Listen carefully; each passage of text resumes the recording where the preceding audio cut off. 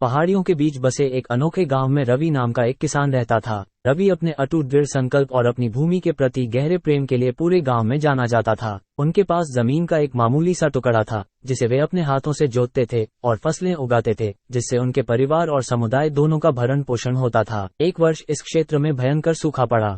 खेत सूख गए और जो फसलें कभी लहलहाती थीं, वे सूख गईं। ग्रामीणों को आस्न अकाल की कठोर वास्तविकता का सामना करना पड़ा, लेकिन रवि ने निराशा के आगे झुकने से इनकार कर दिया।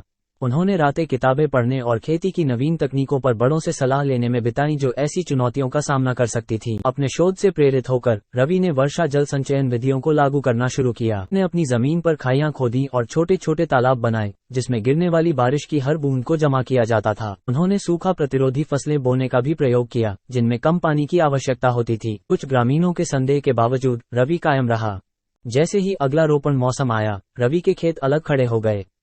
अन्य किसानों ने अपनी भूमि को पुनर्जीवित करने के लिए संघर्ष किया, जबकि रवि की मिट्टी में जीवन का गुप्त भंडार दिखता था। उन्होंने जो वर्षा जल तालाब बनवाए थे वे पानी से भर गए और सावधानी से चुनी गई फसलें आश्चर्यजनक रूप से उगने लगीं। बंजर भूमि को जीवन के मृद्यान में बदलने वाले किसान रवि की कहानी पीढ़ियों को याद दिलाती रही कि सबसे कठिन परिस्थितियों में भी दृढ़ संकल्प, ज्ञान और ज्ञान के सही मिश्रण से आशा की फसल लहलहा सकती है। दिल की देखभाल करना।